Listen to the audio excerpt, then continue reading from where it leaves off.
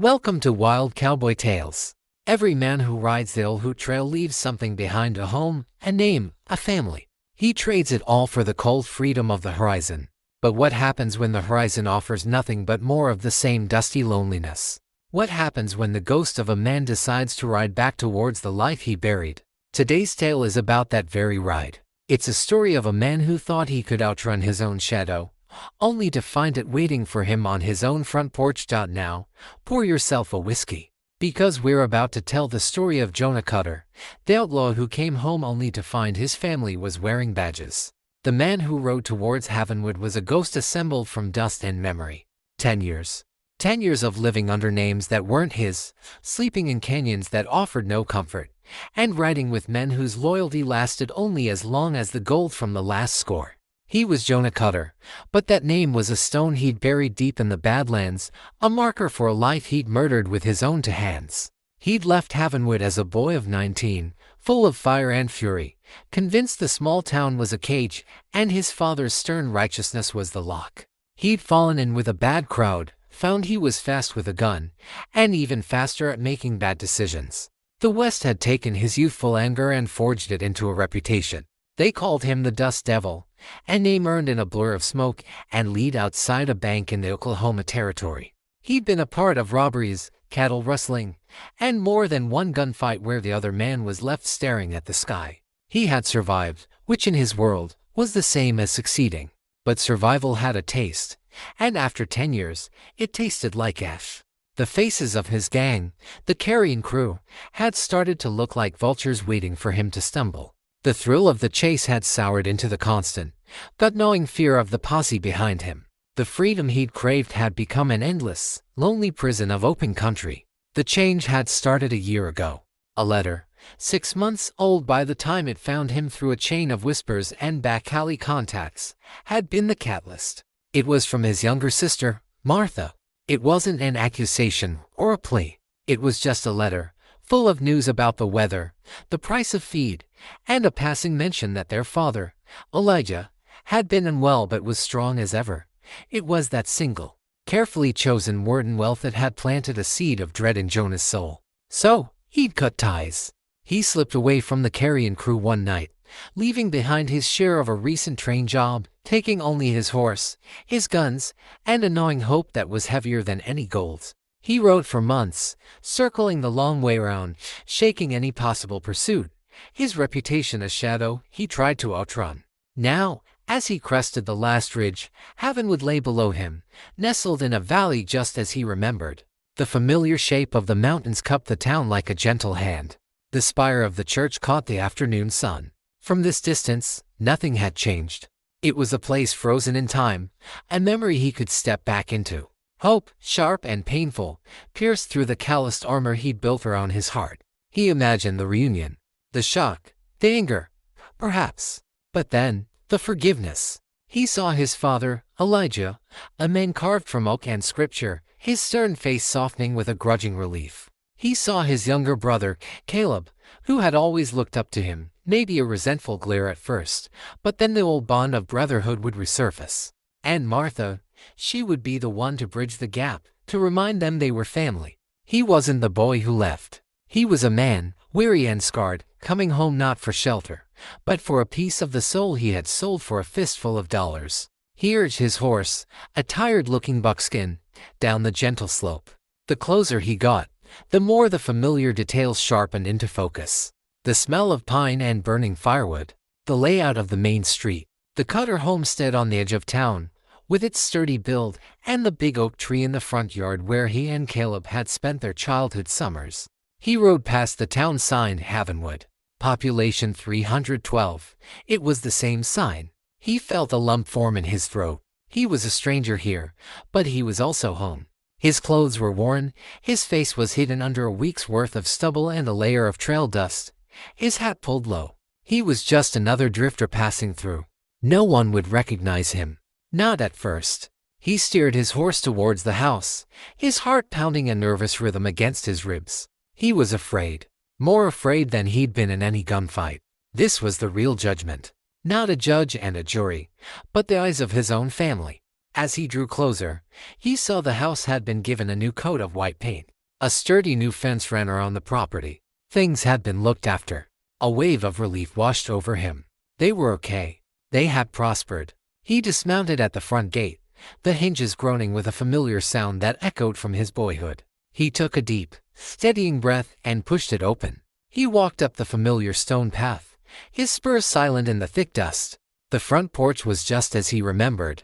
He raised a hesitant, trembling hand to knock on the door that would lead him back to his life. But before his knuckles could touch the wood, the door swung open, and his world fell apart. The man standing in the doorway was his father. Elijah Cutter was older, his hair more silver than black, the lines around his eyes carved deeper by time and hardship. But the same rigid posture was there, the same piercing and yielding gaze that could make a sinner feel the fires of hell in a Sunday sermon. For a fleeting second, Jonah saw a flicker of recognition in those eyes, a momentary chink in the stone facade. Then it was gone, replaced by a cold, hard, impenetrable wall. But it wasn't his father's gaze that struck Jonah like a physical blow. It was the piece of polished tin pinned to the leather vest over his father's heart. It was a five-pointed star, the star of a sheriff. The air left Jonah's lungs. A sheriff, his father, a man who had always preached about leaving the law to the lawmen and judgment to God, was now wearing a badge. It didn't make sense. It was as if the sun had decided to rise in the west. "Can I help you, stranger?" Elijah's voice was a low rumble, the same voice that had commanded respect from the church pulpit for 20 years. It held no hint of recognition, only a wary authority. Jonah's mouth was dry. The words he had rehearsed for months turned to dust on his tongue. I was just passing through," he managed to rasp, his own voice sounding alien to him.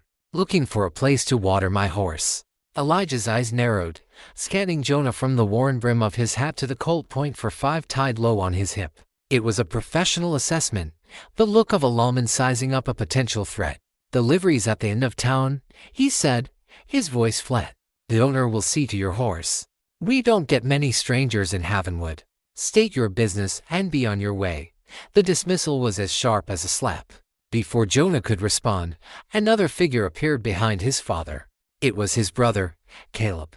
The boy he remembered, who used to follow him around like a shadow, was gone.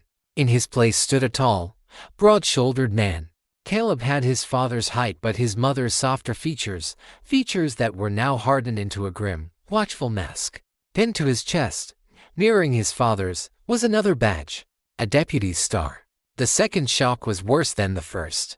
Caleb, who had always been the gentle one, the one who couldn't stand to see a stray dog hurt, was a lawman. His hand rested near the butt of his own holstered pistol, a gesture that was both natural and horrifyingly wrong. "Everything all right, Pa?" Caleb asked, his eyes locked on Jonah, full of suspicion. "Just a drifter," Elijah said, not taking his eyes off Jonah. It was then that a third person came into view, pushing past the two men. Martha. She was a woman now, her hair tied back, her face showing a maturity that startled him. But her eyes were the same, and in them, he saw the spark of recognition his father and brother had denied. Her hand flew to her mouth, and she let out a small, strangled gasp. "Jonah," she whispered, the name a fragile thing in the tense air. The dam broke. The stony expressions on Elijah's and Caleb's faces cracked, replaced by a wave of shock, anger, and something else Jonah couldn't name. It wasn't relief. It wasn't joy. It was a deep, profound sorrow, as if a ghost they had long since buried had just clawed its way out of the grave. "Get in the house," Elijah commanded, his voice a low growl. It wasn't an invitation, it was an order. He stepped aside, and the unspoken threat was clear: "Make a scene here, on my porch, and this will end differently." Jonah stepped across the threshold, feeling as though he were walking into a trap. The inside of the house was both familiar and strange. His mother's old rocking chair was still by the hearth, but the rifle mounted above the mantel was new, a government-issue Springfield. The air was thick with a silence that was heavier than any shouting match. They sat at the dinner table, the same table where they had shared thousands of meals as a family. But now it was a battlefield. No one spoke. Martha placed a plate of cold beef and bread in front of him, her movements jerky and nervous. Jonah couldn't eat. He could feel the weight of 3 sets of eyes on him, each judging him, dissecting him. Finally, Caleb spoke, his voice laced with a bitterness that cut Jonah to the bone. 10 years, Jonah. Not a word. Not a single letter. We heard stories, though. The dust devil. Bank jobs. Men killed. Is that what you've been doing? Making a name for yourself by spilling blood? Caleb, don't. Martha pleaded softly. Why not? Caleb shot back, his gaze never leaving Jonah. He's here now. Let's not pretend he's the same brother who left. That man is dead. This one is a stranger with a price on his head. Is that true? Elijah's voice was quiet, but it held the weight of a judge's sentence. Is there a warrant for your arrest, son? The word son felt like a knife twist. There might be, Jonah admitted, his voice low. I haven't been keeping track. Elijah placed his hands flat on the table. The sheriff's star on his chest seemed to gleam in the lamplight. Then you understand the position you've put us in. You are a wanted man, and I am the law in this town. My son, he looked at Caleb, is my deputy. We have sworn an oath to uphold that law. An oath we take seriously. Then spoken words hung in the air. An oath that applies to you, too. Jonah looked from his father's implacable face to his brother's open hostility, to his sister's tear-filled eyes. He had come home seeking a family, a place to heal. Instead, he had found a firing squad. He was on the wrong side of a line he never knew had been drawn, and the men who held the guns, the men who would be forced to hunt him down, were his own blood. The hope that had carried him for 1,000 miles died a quiet, brutal death right there at the family dinner table. The silence in the Cutter dining room was louder than gunfire. Every tick of the grandfather clock in the hall landed like a judge's gavel. Jonah stared at his untouched plate, feeling the physical weight of 3 sets of eyes on him. He had faced down posses, bounty hunters, and drunken gunslingers without flinching, but the accusatory quiet of his own family was breaking him apart. Why? Jonah finally asked, his voice a raw croak. Why the badges? Pa, you always said the law was for worldly men, and judgment was for God. Elijah set his fork and knife down, lacing his fingers together on the table. His face was a mask carved from mountain granite. Men change, Jonah. Circumstances forced them to. This town changed after you left. What do you mean? It was Martha who answered, her voice soft but strained with old pain. After you were gone, Jonah, a shadow fell over Havenwood. Your name, the stories they found their way back here. People started to look at us differently. The Cutters, the family who raised an outlaw. Caleb snorted, a bitter, grating sound. She's being gentle. They called us traitors stock. People whispered in the church pews. Children at school taunted me. Said bad blood ran in our veins. Pa lost the respect of his congregation.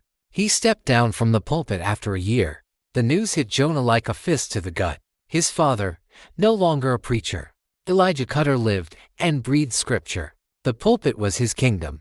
The thought of him abandoning it was unimaginable. The town began to rot from the inside, Elijah continued, his voice level but carrying a terrible weight. The old sheriff, Mr. Withers, was a good man but a weak one. When drifters and opportunists heard Havenwood was a soft town, they started to drift in. Cattle rustling, saloon brawls. A man was shot dead in the main street over a card game. This town was dying, Jonah. It was becoming the very world you chose. The words were a dagger in Jonah's gut. The town council begged Pa to step up, Martha said. No one else would. They knew he was the only one strong enough, respected enough, to bring back order. So, I did, Elijah said. I pinned on this star not because I love the laws of men, but because I love this home. I did it to protect what was left of my family and to prove that the name Cutter still stood for something besides tales of a gunman called the Dust Devil. I cleaned this town up. Caleb stood beside me, learned the trade, and became a better man than his older brother ever was. Every word was a lash. He had run from what he saw as a cage, only for his actions to turn that very cage into a battlefield for the people he loved. He hadn't just abandoned them, he had inadvertently lit the fuse of their ruin. Their decision to wear the badges wasn't a choice. It was an answer to him. I didn't know, Jonah stammered. Of course you didn't, Caleb said, the anger in his voice flaring hot. How could you? You were too busy running from your own shadow. Do you have any idea how your mother died? Jonah's body went rigid. Martha wrote that Pa wasn't well. That was Pa, Caleb said, his voice hard as iron. Ma just faded. Every day, She sat at that window, watching the road, waiting for you. Every time a stranger rode in, she'd hold her breath. The shame and the heartache it wore her down. The doctor called it lung fever that took her last winter. But I know the truth. She died of a broken heart. The one you broke. The agony that lanced through Jonah was a cold, black wave that stole his breath. His mother was gone, and he was the cause. He looked around the room, and for the first time, he truly saw the ghosts. He saw the price of his freedom, etched in the lines on his father's face, and the hatred in his brother's eyes, and in the silent tears that now tracked down Martha's cheeks. Elijah stood, his chair scraping on the wooden floor. You've heard our story. Now you'll hear my order. As the sheriff of this town, and as your father, I am giving you a choice you do not deserve. Get on your horse and ride now. Ride towards the sunset and never look back.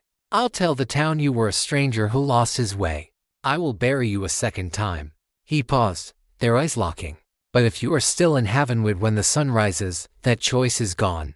You will no longer be my son. You will be a wanted outlaw in my jurisdiction. And I will see that the law is done. Do you understand? The ultimatum hung in the air, as cold and final as a tombstone. Leave and be a ghost forever, or stay and face judgment from his own blood.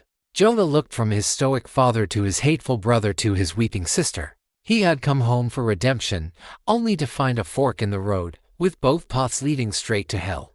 Night fell on Havenwood, but there was no peace in the Cutter house. Jonah didn't leave. He couldn't. The news of his mother's death had become an anchor, holding him fast with the sheer weight of his guilt. To ride away now wouldn't be an escape. It would be a final act of cowardice, a confirmation that he truly was the monster Caleb believed him to be. He sat in the living room, his gun belt having been confiscated by Elijah and locked away at the sheriff's office, an act that was both practical and symbolic. He was a prisoner in his own childhood home. Elijah had retreated to his study, the door shut like a final verdict. Martha had cleared the table in a haze of sorrowful, jerky movements before disappearing into her room. Only Caleb remained, a sentinel of resentment, sitting in a chair across the room, cleaning a rifle that didn't need cleaning. The rhythmic scrape and click of the cleaning wrought a torment on Jonah's raw nerves. For an hour, the only sound was the clock and the rifle. Finally, Caleb spoke without looking up. You should have kept writing. I couldn't, Jonah said, his voice low. Why? Did you run out of banks to rob? Or did you just get tired of looking over your shoulder? Caleb finally lifted his head, and the animosity in his eyes was like a physical force. You come back here, looking like something the buzzard spit out, and you expect what? A fatted calf. A welcome home party. I expected nothing, Jonah said, the words tasting like lies even to himself. I just needed to see you all. Well, you've seen us, Caleb retorted. We're a family of lawmen trying to hold this town together. A town you nearly destroyed by association. And you are a killer. There's a poster with your face on it in his office. $500. Dead or alive, I look at it every morning. It reminds me of what my brother became. Caleb, I'm not that man anymore. Aren't you? Caleb stood, leaning the rifle against the wall. He walked over to the fireplace and stood over Jonah, a towering figure of righteous fury. You still wear the gun. You still have the look in your eyes. That look you get right before trouble starts. I remember it. You think you can just ride back in and wash the blood off your hands in the town well. It doesn't work that way. The blood sticks. It stains everyone you touch. It stained Ma right into her grave. Every word was a nail in Jonah's coffin. He had no defense. Everything his brother said was true. I want you to know, Caleb said, his voice dropping to a low, intense whisper, when the sun comes up, Pa will do what he has to do because he's the sheriff. But I'll do it because I want to. I'll hunt you down not for the law, but for Ma. For what you did to this family. You are not my brother anymore. You're just another piece of trash I have to sweep off our streets. Caleb turned and walked out of the room, leaving a silence colder and more absolute than before. Jonah sat there, the hatred his brother felt for him a palpable presence in the room. He was drowning in the wreckage of his own past. Later, long after the house had settled into a strained quiet, a soft creak of floorboards announced a visitor. Martha stood in the doorway, a shawl wrapped around her shoulders, her face pale in the moonlight streaming through the window. "He doesn't mean it all," she whispered, stepping into the room. "He's just so full of anger. It's been festering for years." "He means every word," Jonah said. "And he's right too." Martha sat in the chair Caleb had vacated, her hands twisting a handkerchief in her lap. "I missed you, Jonah. Every single day. I prayed you were safe. I prayed you'd come home. Some prayers are best left unanswered, it seems." "No," she said, her voice firm. "I'm glad you're here. I'm so afraid. Pa is a man of principle. He's boxed himself in. His love for you and his oath to the town are at war inside him, and I don't know which will win. Please, Jonah. When dawn comes, just right away. Please. Don't make him choose." Her plea was so different from the others. Elijah's was an order. Caleb's was a threat. Martha's was a desperate prayer born of love. It was, in many ways, the hardest to bear. "He told me about Ma," Jonah said, his voice thick. Tears welled in Martha's eyes again. She never gave up hope. Even when she was so sick she could barely lift her head, she'd ask me to describe the riders on the main street. She held onto the memory of the boy you were. She refused to believe the stories. She reached out and placed a trembling hand on his arm. "There's still good in you, Jonah. I know there is. Don't let it die here. Don't let this family destroy itself completely." She squeezed his arm, then stood and retreated back to her room, leaving him alone once more with his ghosts. He sat through the long hours of the night, a silent vigil in the house he'd helped build and then helped to break. He thought of his mother's face, of Caleb's childhood hero worship, of his father's gruff pride. He weighed the 10 years of hollow freedom against the lifetime of pain he had caused. There was no scale that could balance it. As the first, pale gray light of dawn began to creep through the window, Jonah Cutter made his choice. He would not run. He had been running his entire life, and it had led him right back here, to this moment of reckoning.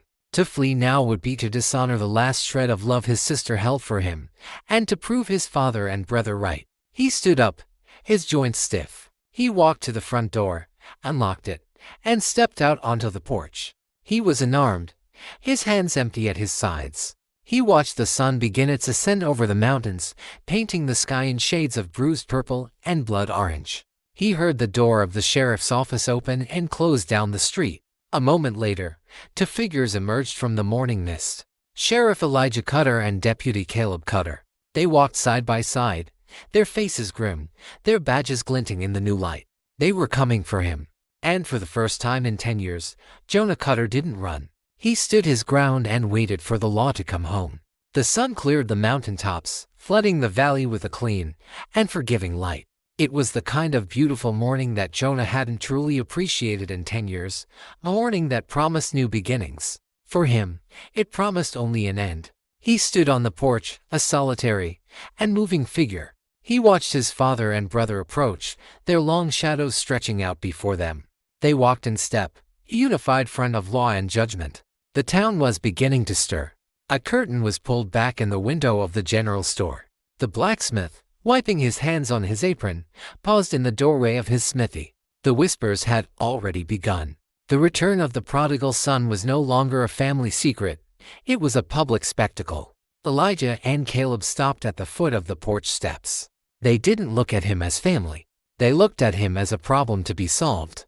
Jonah Cutter, Elijah's voice was formal, stripped of all paternal warmth. It was the voice of the sheriff. "The sun is up. I see that, Pa," Jonah replied, his own voice quiet. "Don't call him that," Caleb snapped, his hand resting on the butt of his pistol. "You lost that right. He's Sheriff Cutter to you." Elijah held up a hand, silencing Caleb without looking at him. His eyes, full of a deep, ancient sorrow, remained fixed on his eldest son. "You were given a choice. I made it," Jonah said. "I'm done running." A flicker of something pain, regret, maybe even a sliver of pride crossed Elijah's face before it was buried again beneath the mask of duty. He slowly, deliberately, pulled a folded piece of paper from his vest pocket. It was a wanted poster. He unfolded it and held it up.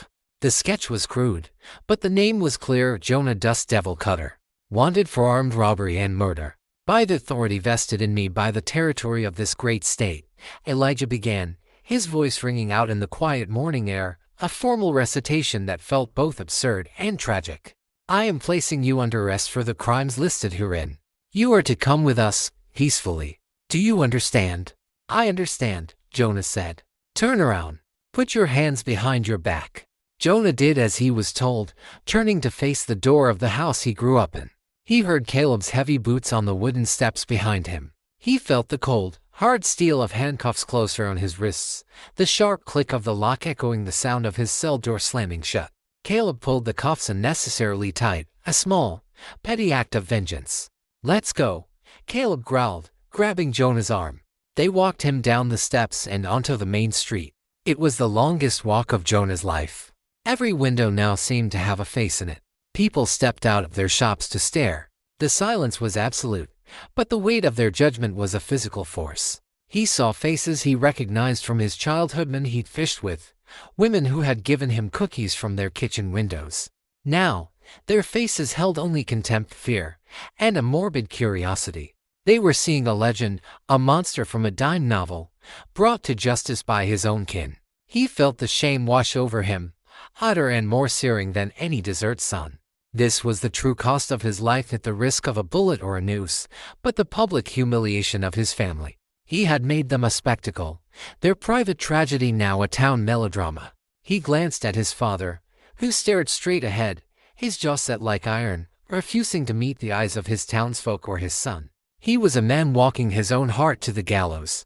The sheriff's office was a small, brick building next to the blacksmith. It consisted of 2 rooms, the main office and a back room with 2 barred cells. Caleb shoved Jonah through the door and towards one of the cells with more force than was needed. Elijah followed, pulling a large iron key from his belt. He unlocked the cell door, the groan of the hinges a mournful sound. "Get in," Caleb ordered. Jonah stepped into the cramped, stone-walled space. It was cold and smelled of damp earth and stale despair. He looked out through the bars at his father and brother.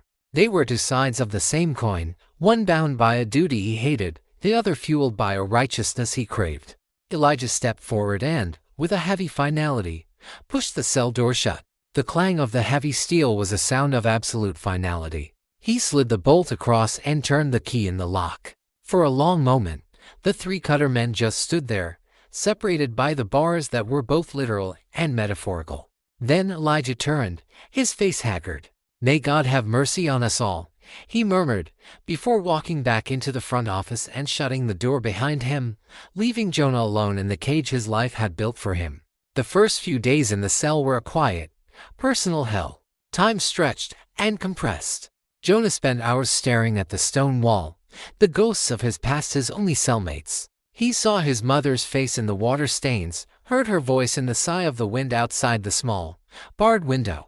The guilt was a physical thing, a crushing weight on his chest that made it hard to breathe.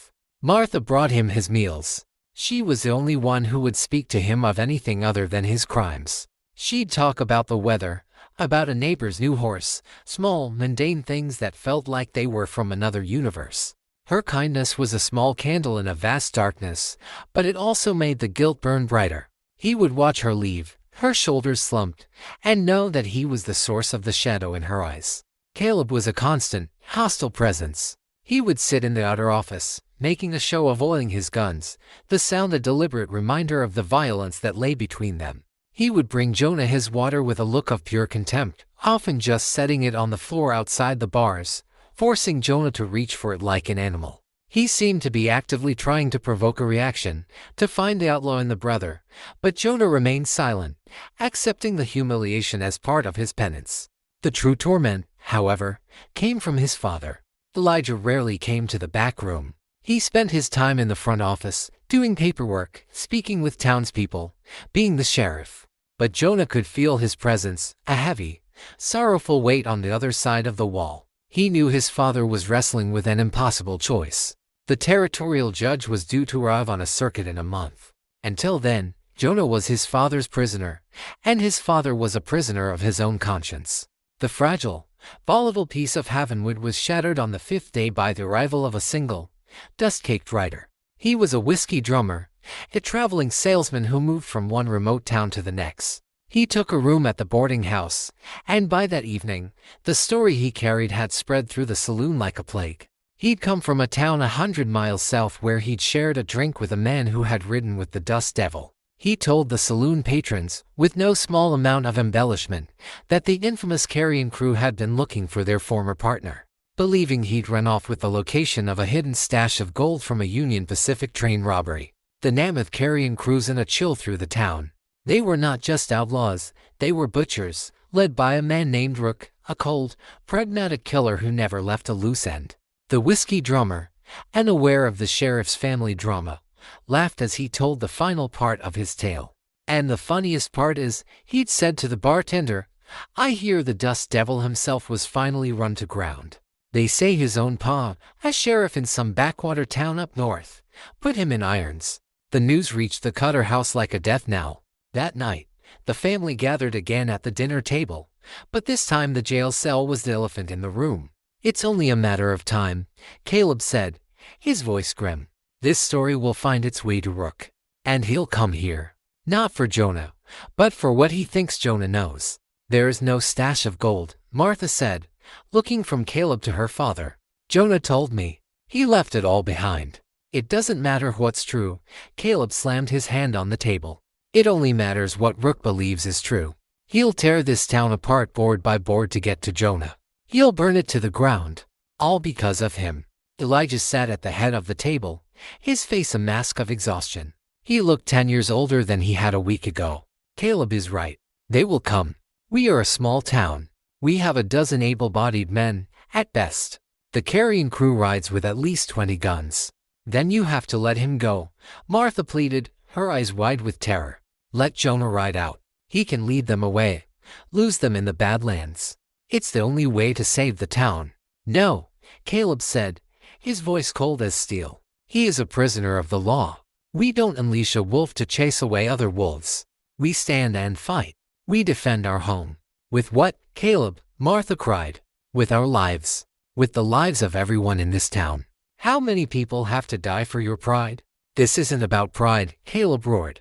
"This is about justice. He is a murderer, Martha. He is not our brother anymore." "Enough." Elijah's voice cut through the argument like a thunderclap. The room fell silent. He rose from his chair and looked at his 2 children, his face a portrait of agony. "We will not be torn apart by this. Not again." He turned and walked out of the house, heading back towards the jail, leaving the impossible question hanging in the air behind him. Meanwhile, 200 miles to the south, in a noisy, smoke-filled cantina, a man with eyes like chips of flint listened as a scout repeated the whiskey drummer's story. The man's name was Rook. He sat perfectly still, a small, cruel smile playing on his lips. "So," Rook said, his voice a soft, dangerous rasp, "the prodigal son has gone home. And his family wears badges." He tossed a gold coin to the scout. "It seems our loose end has tied himself into a neat little knot." He stood and addressed the half-dozen hardened men sitting at his table. "Drink up, boys," he said, the smile never reaching his eyes. "We're taking a ride. We're going to Havenwood to pay a visit to an old friend. And to collect a debt." The carrion crew laughed and drained their glasses. The storm was no longer a possibility. It had a name, and it was riding north. Elijah Cutter walked back to the sheriff's office under the cold, indifferent light of the moon. The argument with his children echoed in his head, each word a hammer blow against his already fractured soul. Let Jonah go and betray his oath, condemn his own son to a life forever on the run, hunted by both the law and the lawless. Or keep him, and invite a massacre upon the town he had sworn to protect. There was no right answer, only different degrees of damnation. He entered the office and lit a lamp, the soft glow pushing back the shadows. He walked to the door that separated the office from the cells and stood there for a long moment, listening to the silence. Then, he unlocked it and stepped inside. Jonah was sitting on the edge of the cot, his face illuminated by the sliver of moonlight from the high window. He looked up as his father entered. There were no pretenses left between them, no anger, just a shared, grim understanding. "I heard the talk," Jonah said, his voice a low rasp. "About Rook?" Elijah nodded, pulling a small stool from the corner and sitting down just outside the bars. It was the closest they had been, and the most honest, in 10 years. "They will come. You know him better than anyone. What will he do?" "He'll burn it all down," Jonah said without hesitation. Rook doesn't care about people. He sees them as tools or obstacles. He'll ride into town, offer them a choice, give him me, or die. When they refuse, he'll start shooting. He'll make an example of Havenwood. He'll enjoy it. The cold certainty in Jonah's voice chilled Elijah to the bone. And the gold. There is no hidden gold, Jonah stated flatly. That was my cut from the train job. I left it. I was done. But Rook will never believe that. He thinks everyone is as greedy as he is. He'll think I'm holding out on him, and he'll torture me to find out where it is. But first, he'll destroy everything I care about to break my spirit. He looked his father directly in the eye. He'll start with you, and Caleb, and Martha. The unvarnished truth of it settled in the small room, a suffocating presence. For the first time, Elijah's composure cracked. He slumped forward, burying his face in his hands, the weight of his impossible position crushing him. The badge on his chest felt like a ton of lead. "What have I done?" he whispered, the words meant for himself, but spoken aloud in his despair. "I tried to bring order, to uphold the law." "The law doesn't account for men like Rook," Jonah said softly from inside the cell. "And it doesn't account for situations like this." He paused, then took a breath. "There's only one way to save this town, Pa, and you know it." Elijah looked up, his eyes red-rimmed and full of torment. "To let you go. To let you run." "No," Jonah said, and the tone of his voice changed. It was no longer the voice of the prisoner or the prodigal son. It was the voice of the dust devil, the survivor, the man who understood the brutal calculus of the world he had lived in. "You can't just let me go. Rook will hunt me, and he'll hunt this town for helping me. You have to do more. You have to give me back my gun." The request was so audacious, so contrary to everything Elijah stood for, that for a moment he could only stare.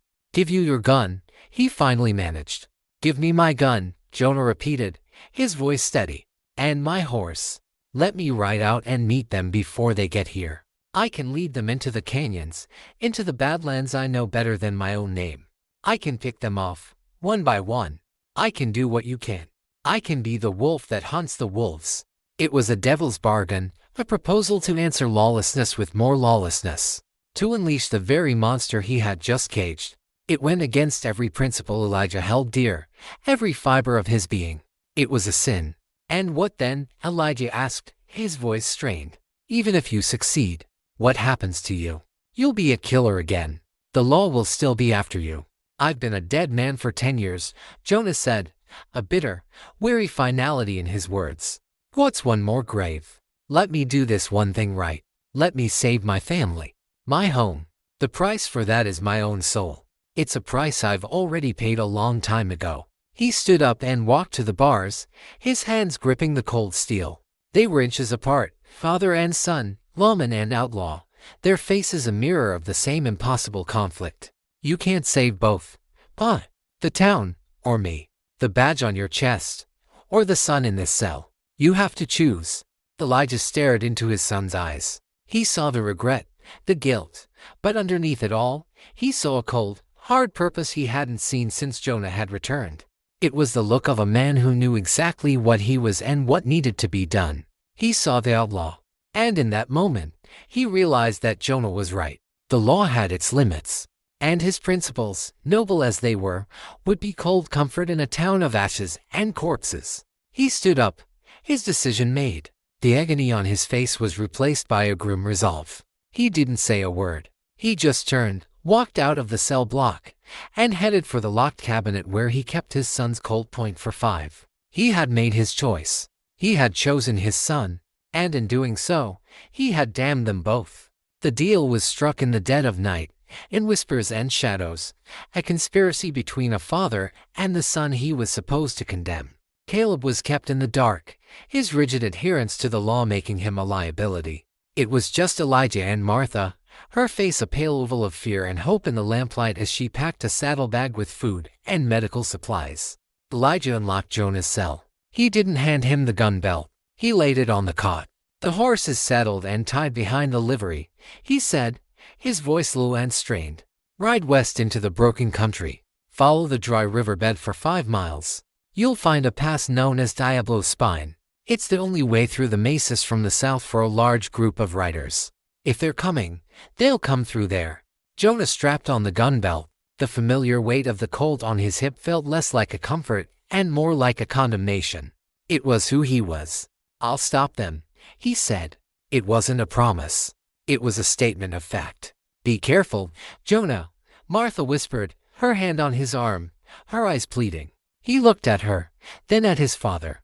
There was nothing left to say. He slipped out the back door of the sheriff's office and into the night, a ghost set free to do a ghost's work. He found the horse and swung into the saddle, melting into the darkness. He rode hard, the rhythmic beat of the horse's hooves a drum counting down to the inevitable confrontation. The landscape changed, the gentle valley giving way to jagged rock formations and deep, winding canyons. This was his world, the unforgiving wilderness that had been his only home for a decade. He felt a grim sense of belonging he hadn't felt in Havenwood. He reached Diablo's spine before dawn. It was a narrow pass, flanked by high, sheer cliffs, a perfect kill box. He knew he couldn't take on 20 men at once. He had to be smarter. He had to use the land as a weapon. For hours, he worked, scouting the terrain, planning his attack. He found a high ledge that overlooked the pass, a sniper's nest with a clear line of sight. He found a place where a few well-placed shots could trigger a small rock slide, blocking any retreat. He was no longer a son or a brother. He was a hunter preparing his trap. They came in the late afternoon, a dark centipede of riders moving with an arrogant confidence. Rook was at their head, unmistakable even from a distance. Jonah settled behind a rock on the high ledge, resting his pistol on the stone to steady his aim. His heart was a cold, slow drum in his chest.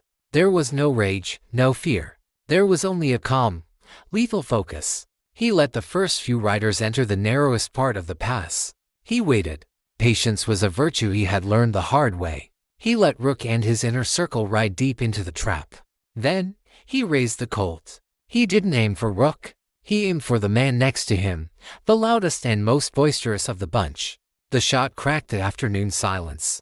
The man flew from his saddle. Chaos erupted. The outlaws scrambled for cover, firing wildly at the cliffs, their bullets ricocheting with angry whines. Jonah was already moving, scrambling to a new position he had scouted earlier. Another shot, another rider down. He became a phantom, his gun barking from a different spot each time. He used the echoes of the canyon to disguise his location, making one man sound like three. Panic began to set in among the carrion crew. They were being picked apart by an unseen enemy. Rook, however, was no fool. He quickly restored order, his voice cutting through the gunfire. "He's up there, on the ridge. Spread out, flush him out." But Jonah had anticipated this. As a group of outlaws tried to retreat and circle around, he fired at the loose rock face he had identified earlier. The bullets chipped away at the fragile shale, and with a low groan, tons of rock and scree tumbled down, blocking the pass and trapping them. Now it was a fight to the death. The outlaws, enraged and cornered, charged forward on foot, scrambling up the rocks. Jonah was forced back, moving from cover to cover, his pistol a constant, deadly roar. It was a desperate, brutal fight. He took a bullet that grazed his arm, the fiery pain a sharp reminder of his own mortality. But he kept moving, kept firing. The battle raged for what felt like an eternity. The canyon floor became littered with bodies. The number of outlaws dwindled. Finally, it was down to 3: Rook and his two most trusted lieutenants, who had managed to find a path up the rocks and were closing in on him. Jonah was trapped, his back to a sheer drop. He had 2 bullets left. 3 men were advancing on him. He knew he couldn't get them all. As they stepped into view, their guns raised, a 4th gunshot rang out, not from Jonah's gun, but from behind the outlaws. One of Rook's men cried out and fell. Jonah stared in disbelief.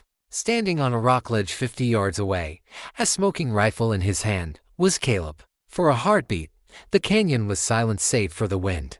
Rook and his remaining men spun around, shocked by the new threat. Caleb stood exposed, his face grim and determined, as he worked the lever on his rifle, chambering a new round. "Caleb, what are you doing here?" Jonah yelled, the question a mix of anger and desperate relief. "My job," Caleb shouted back, his voice echoing in the canyon. "Protecting my town." He fired again, forcing Rook and his men to dive for cover. The momentary distraction was all Jonah needed. He lunged forward, firing his second to last bullet. It caught Rook's remaining man in the shoulder, sending him spinning to the ground. Now it was just Rook. The outlaw leader was a cornered wolf. He snarled, firing a wild shot at Caleb that missed, then turned his attention back to Jonah, who was now exposed and out in the open. They were 20 feet apart, the ghosts from the same past, their final reckoning at hand. "Should have left you in a ditch years ago, Cutter," Rook screamed, raising his pistol. Jonah raised his own, his last bullet in the chamber.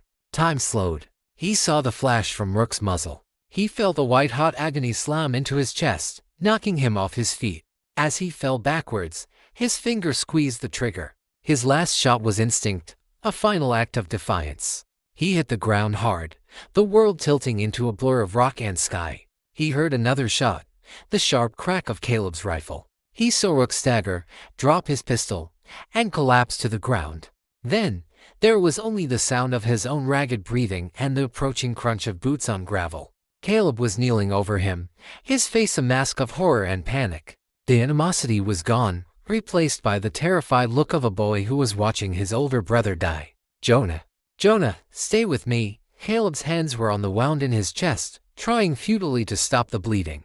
"You followed me," Jonah rasped, a bloody smile touching his lips. "Pa told me," Caleb said, his voice choking. "After you left. He said a man can't turn his back on his own blood. I was a fool. I was so full of hate I couldn't see." Tears streamed down Caleb's face, washing away the dust and anger. "I'm sorry, Jonah. I'm so sorry. Took you long enough," Jonah coughed, the world beginning to fade at the edges. He had done it. He had stopped them. The town was safe. His family was safe. He looked up at his brother's face, and for the first time since he'd returned, he didn't see a lawman. He just saw Caleb, his little brother. He had come home for redemption. He hadn't found it in forgiveness or in a peaceful life. He had found it here, in the dust and blood of a desolate canyon, buying the safety of his family with the final, tattered remnants of his own life. It was a harsh, frontier redemption, the only kind he could have ever hoped for. As his vision went dark, his last thought was of his mother, waiting for him at a window, finally able to rest. The dust devil was home. They brought Jonah's body back to Havenwood at dawn, slung over his own horse. Caleb walked beside it, his face streaked with tear tracks and his brother's blood. Elijah met them at the edge of town, and when he saw his son's lifeless form, the last of the sheriff's iron will crumbled, and he was just a father who had lost a child. They buried him on the hill behind the church, next to his mother. There was no eulogy. There were no grand words. Just the 3 remaining Cutters and the silent, watching townspeople. They didn't know the full story of what had happened in the canyon. They only knew that the outlaw's son had ridden out, and that the threat to their town had vanished with him. They saw not a hero, but a tragedy. The story of Jonah Cutter became a part of the town's fabric, a cautionary tale told to children about the price of a lawless life. They spoke of the outlaw who came home only to be brought down by his own familiar story of justice, law, and order prevailing. But the Cutters knew the truth. In the quiet of their home, the silence was different now. It was not the silence of anger, but of a shared, profound grief. The war between them was over, but the cost had been unbearable. Caleb hung up his deputy's badge. He picked up his brother's worn gun belt, the leather stained with his blood, and locked it away in a chest, a private memorial to the man he had hated and, in the end, had tried to save. Elijah continued as sheriff, a stooped and broken man, his righteous certainty replaced by a weary, sorrowful wisdom. He had been forced to choose between the law and his son, and in the end, had lost both. His son was dead, and he had broken his own oath to make it happen. The tragedy of the Cutter family became a quiet legend in that corner of the West. It was the story of an outlaw who returned home and was destroyed. But for the 3 people who knew the truth, it was the story of a man who returned home and, in his last, violent act, had finally, truly, saved them all. He had died an outlaw, but he was buried a son and a brother, his final resting place a silent testament to the fact that even in the most hardened of hearts, the bonds of family can be a force more powerful and more tragic than any law or any gun.